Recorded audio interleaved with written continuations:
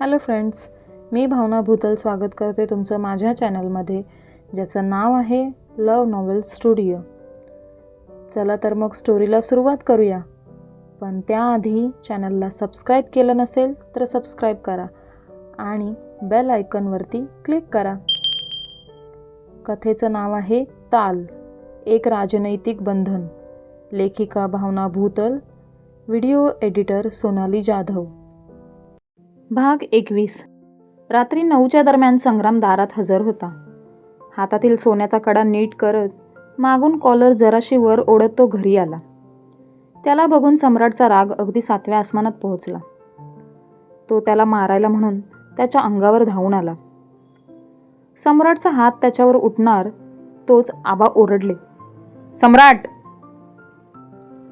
सम्राटने त्याच्यावर उगारायला घेतलेल्या हाताची मूठ करत ती खाली घेतली. नजरेनेच संग्रामवर राग ओकत होता तो. संग्राम मात्र क्रूरपणे त्याच्याकडे बघत होता. सीडला हात पकडून आईसाहेबांनी आधीच अडवलं होतं. त्यामुळे कसाबसा स्वतःच्या रागाला शांत करत तो तिथेच उभा होता. अण्णासाहेब त्याच्यासमोर जाऊन उभे राहिले.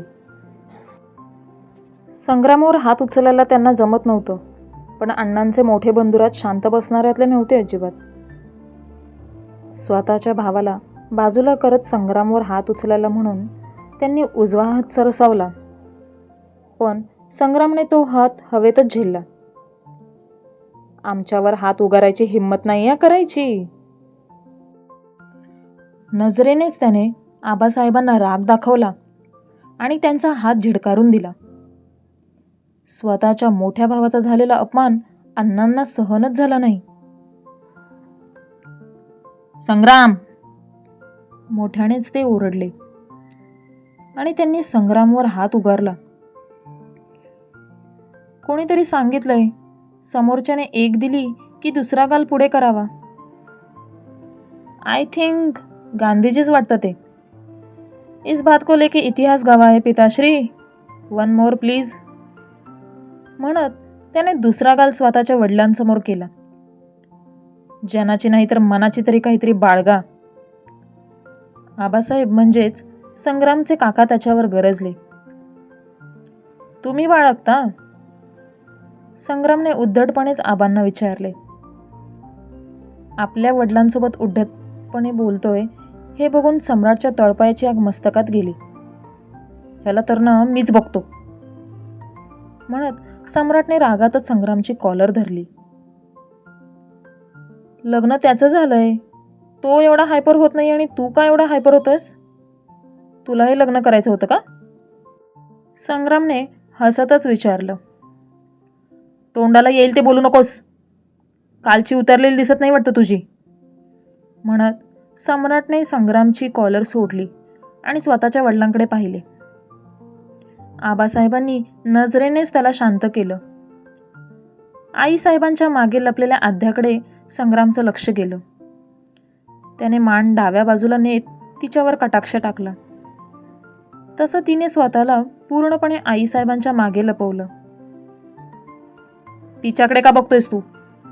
सीडने रागातच विचारलं. जोडी एकदम भारी आहे दोघांची, अभिनंदन. संग्राम टाळ्या वाजवतच म्हणाला. सीडने अक्षरशः मुठी आवळून घेतल्या. संग्रामला मारायला म्हणून 2 पावलं पुढे तो जाणार, पण आईसाहेबांनी त्याला मागे ओढलं. मिसेस आध्या सिद्धराज पेशवे. संग्रामने आवाज दिला तसा आध्याने हळूच डोकावून त्याच्याकडे पाहिलं. भुवया उडवत त्याने तिला काय म्हणून विचारले. ती मात्र आईसाहेबांचा पदर धरून घाबरतच संग्रामकडे बघत होती. ह्या घरी आम्हाला सगळे भाई म्हणतात. तू पण बोलू शकतेस. कधी काही गरज लागली तर आम्हाला सांगूच शकतेस, ओके? संग्राम म्हणाला. तिने त्याला स्मित देत हो म्हणून मान डोलवली. संग्राम पुढे काही बोलणार तोच अण्णांनी त्याचा हात पकडत त्याला ओढतच त्याच्या खोलीत नेलं. थोड्याच वेळात ते पुन्हा खाली आले. खबरदार, जर त्याच्या रूमचा दरवाजा कोणी उघडण्याची हिंमत जर केली तर. 2-3 दिवस उपाशी राहिला ना तर अंगात आहे तेवढा माज उतरून जाईल त्याचा. आबासाहेब सगळ्यांना आदेश देतच म्हणाले. सगळेच एकत्र जेवायला बसले, पण आईसाहेबांना जेवण काही जात नव्हतं. पोटचा गोळा उपाशी असताना ताटातील जेवण घशाखालून उतरतच नव्हतं. ताटाच्या पाया पडत त्या ताटावरून उठल्या. त्या घरात संग्रामला कोणी नीट ओळखत असेल तर त्या आईसाहेबच. खोलीत येऊन त्या एकट्याच रडू लागल्या होत्या. तिथे नक्की काय घडतंय हे आध्याला काही कळतच नव्हतं. ती पहिल्यांदाच त्या सगळ्यांसोबत जेवायला बसली होती. घाबरतच तिने सीडकडे पाहिले. सीड मात्र तिच्याकडे बघत नव्हता. तुला काही हवंय का? सम्राटने विचारलं. तसं सीडचं लक्ष तिच्याकडे गेलं. तिने नाही म्हणून मान डोलवली. ताटात घेतलेलं अन्न तिने संपवलं. सगळे जसे खोलीत निघून आले तसं ती सुद्धा खोलीत यायला निघाली. आईसाहेब, आईसाहेब! संग्राम स्वतःच्या खोलीचा दरवाजा जोरजोरात ठोठावत होता. तिने एक कटाक्ष त्या खोलीवर टाकला. खूप वेळ ती दारातच थांबली. आईसाहेब, भूक लागली आम्हाला, दरवाजा उघडा! संग्राम आतून ओरडत होता. जोरजोरात दरवाजाला धक्के मारण्याचे काम त्याचं चालू होतं. धाड धाड! दरवाजाच्या येणाऱ्या आवाजाने आद्याला धडकीच भरून येत होती. तू इथे काय करतेस? सीडने विचारलं. ते तुमचे सख्खे मोठे भाऊ आहेत का? आद्याने विचारलं. माहिती तरी विचारतेस? सीड तिला म्हणाला. तुम्ही असं बोलल्यावर माहिती पडलं मला. त्यांना भूक लागलीये. जेवण देऊयात का त्यांना? बिचारे उपाशी कसं झोपतील? आध्याने विचारलं. खबरदार, जर त्याला जेवण वगैरे द्यायची भानगडीत पडलीस तर. आत हो आधी. सीडने तिला जबरदस्ती करत आत घेतले. काय झालं? तुम्ही रागवता का? आद्या म्हणाली. हे जे घडलंय ना त्याला तो जबाबदार आहे. त्याच्यामुळे नको त्या बंधनात अडकलोय मी. जर पळून गेला नसता तर तो तुझा नवरा असता आता. सीड म्हणाला. पण मला तो पण नवरा म्हणून पसंत नाही आणि तुम्ही तर अजिबातच नाही. ह्या लग्नाला काही मिनिंगच नाही. तुम्हाला मी पसंत नाही, मला तुम्ही पसंत नाही. अर्धा तास आधी कळतंय मला की नवरा पण बदललाय आणि तसंही त्यांच्यासोबत लग्न झालं असतं तरी मी पळूनच गेली असती आणि तुमच्यासोबत लग्न करून पण मी पळूनच जाणार आहे. मग का उगाच राग करायचा? वर ते मला मदत करणार पण बोललेत. त्यांच्या ओळखीने एखादा दुसरा जॉब मला मिळाला तर किती भारी होईल सगळं. आपण देऊयात ना त्यांना जेवण. आद्या म्हणाली. तू काय ग नुसतं जॉब जॉब लावलंयस? आणि कोणी मदत करणार म्हटलं तर लगेच त्याच्या मागे मागे पळणार का तू? हेच संस्कार केलेत का तुझ्या घरच्यांनी तुझ्यावर? सीडने रागातच तिला विचारलं. जॉबच मागते ना मी. माझ्या घरच्यांनी मेहनत करायलाच शिकवलं ना मला. मग चांगलेच संस्कार केलेत ना. पुढे मी एकटी कसं राहील या विचाराने भीती वाटते मला. पैसे असतील तर चांगल्या ठिकाणी चांगल्या लोकांसोबत राहील ना, म्हणत ती रडू लागली. सीडला आता खूप वाईट वाटलं. सॉरी, अपराधीपणेच तो म्हणाला. जेवण नेऊन देऊ त्यांना? आद्याने विचारलं. अजिबात नाही. उद्या एक्झाम आहे ना, मग गप्पा अभ्यास करत बस. सकाळी उठून तयार राहा. सीड तिच्यावर ओरडतच म्हणाला आणि तो सम्राटच्या खोलीत निघून गेला. अर्धा तास उलटून गेला. आद्या नक्की झोपली आहे का नाही ह्याची खात्री करायला म्हणून सीड हळूच खोलीत डोकावला, पण ती खोलीत त्याला दिसलीच नाही. आजच पळून गेली की काय ही मुलगी? सीड स्वतःशीच पुटपुटला. आद्या? नजर चहूबाजूने फिरवत तो पुढे पुढे येऊ लागला. कशात तरी पाय गुंतून त्याचा तोल गेला. जमिनीवर दोन्ही हात टेकवत त्याने स्वतःला सावरले, पण त्याचे ओठ जमिनीवर झोपलेल्या आद्याच्या ओठांवर टेकले. आध्या झोपेतून दचकून जागी झाली. दोन्ही हात दोघांच्या मध्ये आणत तिने सीडला जमेल त्या ताकदीनिशीर बाजूला करण्याचा प्रयत्न केला, पण सीड तीळ मात्र हलत सुद्धा नव्हता. तिच्या पाणीदार डोळ्यात तो हरवून गेला होता. तिच्या ओठांचा स्पर्श त्याला तिच्यापासून दूर जाऊच देत नव्हता. पुन्हा आपल्यासोबत नको ते घडतंय अशी भीती आध्याला वाटू लागली. भीतीने डोळ्यातून पाणी उघळू लागलं. तिच्या डोळ्यातील पाणी बघता सीड तिच्यावरचा उठला. आपण काय नको तो वेडेपणा करत होतो म्हणून त्याचं मन त्यालाच कोचू लागलं. आध्या उठून सीडपासून लांब पळाली. भिंतीच्या एका कोपऱ्यात अंग चोरून ती बसली. घाबरतच सीडकडे ती पाहू लागली. भीतीने अक्षरशः थरथर कापू लागली होती ती.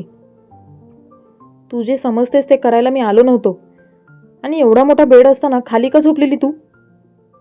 सीडने विचारलं.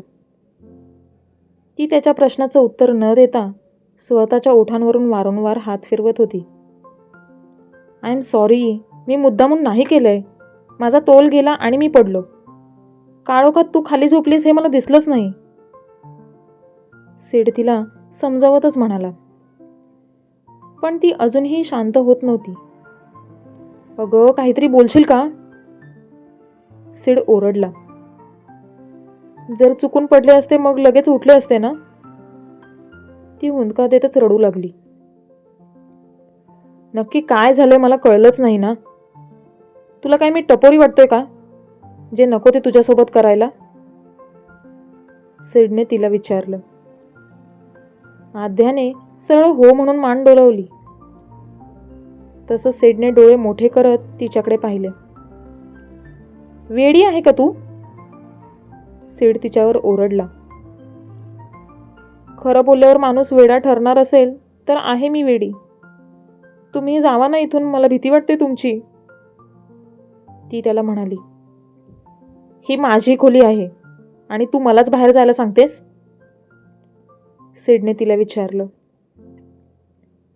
असं बोलतात मग नका जाऊ, पण माझ्याशी बोलू नका आणि माझ्याकडे बघू पण नका. एकतर चुका करतायत आणि वर माझ्यावर ओरडतायत. गरीब आहे म्हणून एवढा पण माझ्या मजबुरीचा फायदा नका घेऊ. मी बोलली ना मी निघून जाणार, तरी त्रास देतायत. ती रडतच म्हणाली. तू खरंच वेडी आहेस? काहीही बोलतेस. तुझ्या मजबुरीचा फायदा घेऊ का मी? ओ गॉड, ह्या मुलीसोबत मी अजून 2 मिनिटं जरी थांबलो ना तर खरंच वेडा होईल मी. म्हणत सीड पाय आपटतच खोलीबाहेर पडला. तो बाहेर गेला खरं, पण आध्याला झोप काही लागत नव्हती. रात्रीचा 1 वाजून गेला तरी ती तशीच एका कोपऱ्यात बसून होती. अधूनमधून दरवाजावर पडणारी थाप तिला ऐकू येत होती. आता मात्र तिला राहवलं नाही. ती सरळ स्वयंपाकघरात शिरली. स्वयंपाकघरातील डबे ती चाळू लागली. टोपभर भात किचनच्या ओट्यावर तिला दिसला. तिने त्यालाच फोडणी दिली आणि ती घाबरतच संग्रामच्या खोलीबाहेर आली. आजूबाजूला तिने नजर फिरवली. कोणीच नाही हे बघून तिने घाबरतच संग्रामच्या दाराबाहेरील कडी उघडली. संग्राम खोलीत फेऱ्या मारत होता. भुकेने व्याकुळ झाला होता तो. अचानकपणे आध्याला बघून त्याला आश्चर्य वाटलं. तिने घाबरतच त्याला स्मित दिले. हातातील जेवणाचं ताट तिने त्याला दाखवलं. संग्राम तिच्या हातातून ताट घेत नव्हता. तुमच्यासाठी आणलंय मी, खाऊन घ्या, ती म्हणाली. संग्रामने तिच्या हातातून ताट घेतलं आणि बेडवर जाऊन बसला. कोरडा भात घशात खेपू लागला. पाण्याचा ग्लास घ्यायला तो जाणार तोच आध्याने त्याच्या पुढ्यात पाण्याचा ग्लास धरला. तिच्या हातातून पाण्याचा ग्लास काढून घेत त्याने तो रिकामी केला. त्याचं जेवण होईपर्यंत ती तिथेच उभी होती. अधूनमधून बाहेर कोणी आहे का हे सुद्धा ती बघत होती. तू स्वतःच्या खोलीत जाऊ शकतेस, आमच्यामुळे तुला त्रास नको, संग्राम म्हणाला. ताट? आध्याने विचारलं. ताट? तिच्या बोलण्याचा अर्थ संग्रामला कळाला नाही. एक ताट कमी पडलेलं दिसलं मग? चेहरा अगदी गंभीर करतच तिने विचारले. तिच्या अशा बोलण्यावर संग्राम हसू लागला. श्श, हळू हसा, सिद्धराज उठतील, मग मला घराबाहेर काढतील. एकतर माझ्याकडे जॉब पण नाही आहे, मी कुठे जाणार? तुम्ही मला जॉबला लावणार काय? मी जेवण पण छान बनवते. हा भात मीच बनवला आहे. मी इथे जेवण बनवायचं काम पण करेल. आध्याने पुन्हा कालची टेप संग्रामसमोर गायला सुरुवात केली. संग्राम तिच्याकडे बघतच राहिला. तुला जॉब करायची काय गरज आहे? तुझा नवरा आहे ना कमवता? संग्राम म्हणाला. मला तो नवरा म्हणून नको आहे. मला नव्हतं ना लग्न करायचं. तुम्ही लोक मागेच पडले माझ्या. आणि तुम्हाला पळून जायचं होतं तर मला घेऊन पळून गेले असते तर नसतं का चाललं? कुठे फसली मी असं झालंय मला. मला अजून पुढे खूप शिकायचं आहे. कालची एक्झाम पण मला पूर्ण लिहून नाही दिली ह्यांनी. आध्या तोंड पाडतच म्हणाली. काल तू एक्झामला गेलेलीस? संग्रामने विचारलं. हो ना. म्हणत काल जे काही घडलं ते ती संग्रामला सांगू लागली. मला पेपर पण पूर्ण लिहायला नाही दिला म्हणत ती रडू लागली. संग्राम तिच्याकडे बघत जेवणाचं ताट रिकामी करू लागला. उद्या पण आमच्यासाठी नाश्ता घेऊन येशील? संग्रामने विचारलं. सकाळी सगळे जागे असणार. कसं घेऊन येणार मी? आध्याने विचारलं. आम्ही तुला नोकरीची संधी देतोय आणि तुलाच जमत नाही. मग बोलू नकोस आम्ही तुला नोकरी दिली नाही म्हणून. संग्राम म्हणाला. नोकरी? आध्याने डोळे मोठे करतच विचारलं. येस, नोकरी. नाश्त्याचे 3,000, जेवणाचे 5,000, संध्याकाळी चहा नाश्त्याचे 2,000 आणि रात्रीच्या जेवणाचे 5,000. शनिवार रविवार सुट्टी कारण तेव्हा आम्ही घरी नसतो आणि इतर दिवशीसुद्धा आम्ही शक्यतो घरी नसतोच. पण तुला पगार महिन्याच्या 1 तारखेला आम्ही देत जाऊ. टोटल 15,000 महिना. बघ परवडतंय का? नाहीतर दुसरीकडे जॉब शोधू शकतेस तू. संग्राम म्हणाला. 15,000? आध्या सूर लावतच म्हणाली. दिवाळी वगैरे मी देत नाही बसणार. जमतंय तर सांग, नाही तर राहू दे. संग्राम म्हणाला. जमतंय ना. मी उद्या बघते तुम्हाला नाश्ता कसा द्यायचा तो. तुम्हाला उपाशी ठेवणार नाही मी. टेन्शन नका घेऊ. पण तुम्हाला खोलीबाहेर काढायचं नाही असं आदेश साहेबांनी दिलाय ना? आध्या म्हणाली. तू माझ्यासाठी जेवण बनवायला रेडी आहेस की नाही ते सांगितलंच नाहीस. संग्रामने तिला विचारलं. मला जॉब पाहिजे. डिफिकल्ट असला म्हणून काय झालं, मी करेल मॅनेज. तुम्हाला नाश्त्याला आणि जेवणाला काय काय लागतं त्याची लिस्ट बनवून द्या.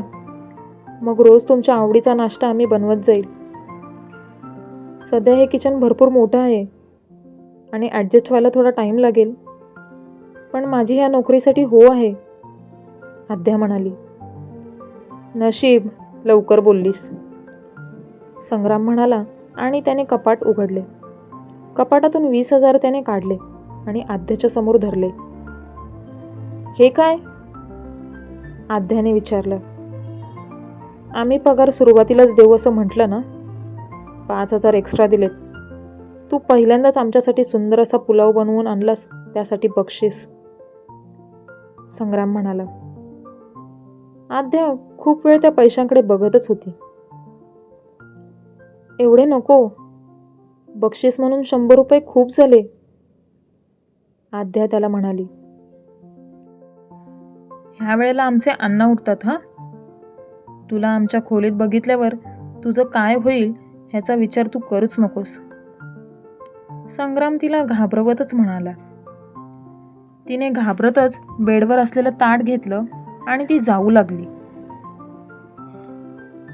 हे घेऊन जा म्हणत त्याने तिला टोकले. थरथरत्या हाताने तिने पैसे घेतले. खूप वेळ संग्रामकडे तिने बघितले. काय झालं? अचानकपणे तिचे पाणावलेले डोळे बघतच त्याने विचारले. तिने नाही म्हणून मान डोलवली. संग्राम समोर झुकत त्याच्या पायाच्या अंगठ्याला तिने स्पर्श केला.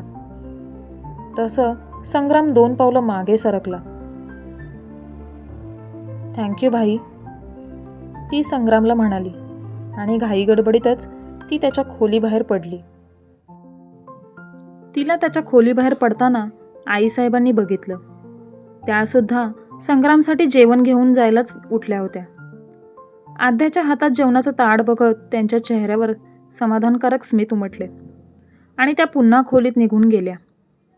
संग्रामच्या जेवणाचं ताट स्वच्छ धुवून आद्या स्वतःच्या खोलीत आली.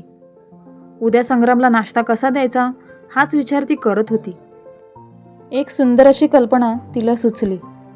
तसं स्वतःचीच पाठ ती ठुपटू लागली. क्रमशः. काय मग मित्रांनो, कसा वाटला आजचा भाग? कसा नाश्ता देईल आद्या संग्रामला? पाहूया पुढील भागात. कथा आवडत असेल तर कमेंट करून नक्की तसं कळवा. धन्यवाद.